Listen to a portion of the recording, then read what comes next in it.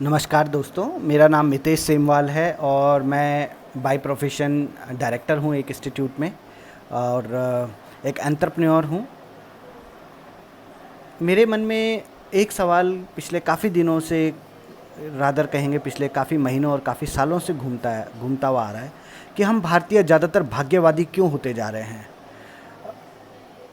क्या ये आश्चर्य नहीं है कि पूरी दुनिया को लगभग 5000 साल पहले लॉ ऑफ कर्मा यानी कर्म का सिद्धांत देने वाले और भगवत गीता के द्वारा इस सिद्धांत को पूरी दुनिया में प्रचारित करने वाले भारत देश का आज ज़्यादातर युवा वर्ग और जो लोग हैं वो ज़्यादातर भाग्य पे भरोसा करने लगे हैं। आपको अगर ये चेक करना है कि कोई भाग्य पे या लक पे ज़्यादा भरोसा करने लगा है तो उसका उदाहरण आप उनसे 5-7 मिनट बात करेंगे तो आपको सुनने को मिलेगा।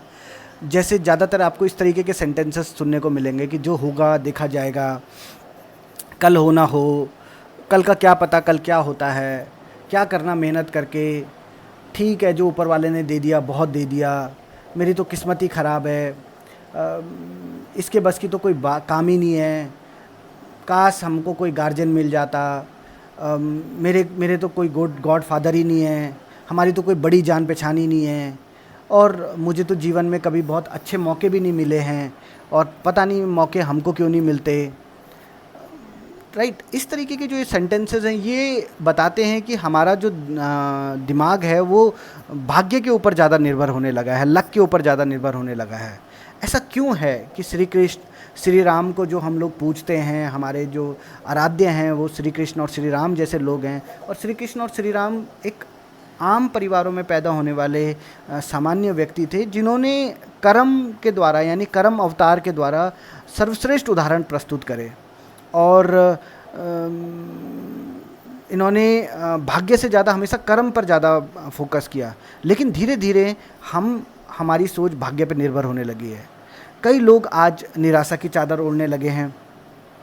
आप उनसे पूछो कैसी लाइफ है तो वो कहेंगे बस कट रही है और इस तरीके के एक आपको एक लाइनर में ऐसा कोई सेंटेंस बोल देंगे जो एकदम नेगेटिव होगा और धीरे धीरे आप देखोगे कि जो उनसे बात कर रहा है या हम भी उनसे बात कर रहे हैं तो हम भी उसी लय में आ जाते हैं कि कुछ नहीं होने वाला इस देश का, कुछ नहीं होने वाला इस समाज का और नेगेटिविटी की तरफ में हम नीचे जाने लग जाएंगे।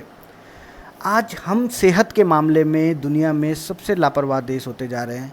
दुनिया के सबसे ज़्यादा लाइफस्टाइल डिसऑर्डर्स यानी जीवन शैली से संबंधित बीमारियों की हम वर्ल्ड कैपिटल का दर्जा पा चुके हैं।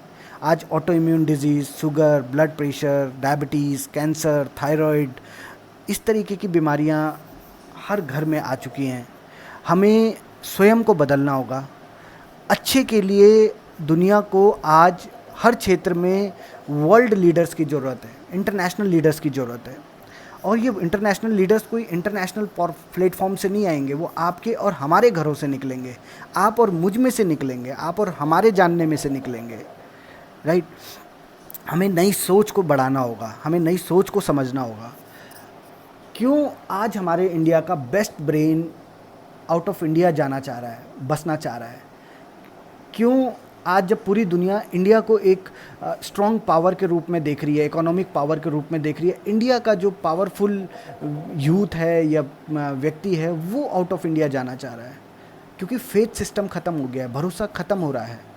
राइट, क्यों नहीं इंडिया के अंदर हर व्यक्ति 50,000 से लेके 1 लाख रुपए पर मंथ कमा सकता है? क्यों नहीं कमा सकता है?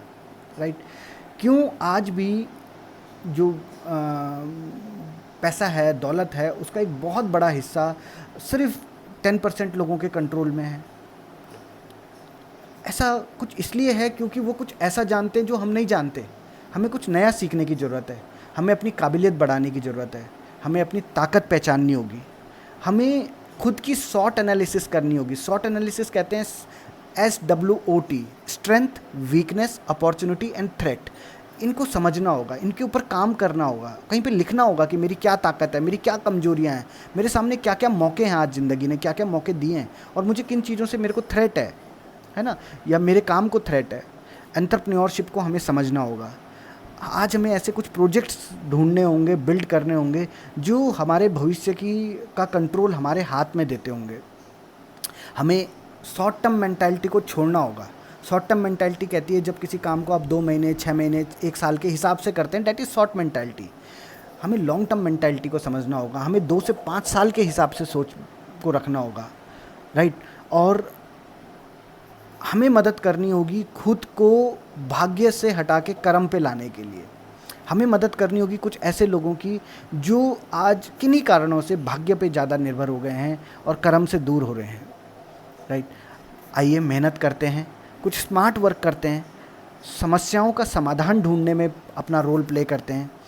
हमेशा कहा जाता है कि समस्याओं में रोने से और किस्मत में दोष ढूंढने से कुछ नहीं होने वाला, उसके बजाय किसी एक समस्या का समाधान बने।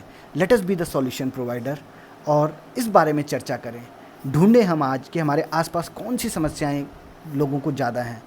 समस्याएं छोटी भी हो सकती हैं, बड़ी भी हो सकती हैं, और इतिहास इस बात को जानता है, मानता है, और आप भी इस बात को मानोगे कि जिस किसी ने भी किसी भी समस्या का समाधान ढूंढने में अपना समय लगाया है, उनको इतिहास ने हमेशा बड़े का दर्जा दिया है।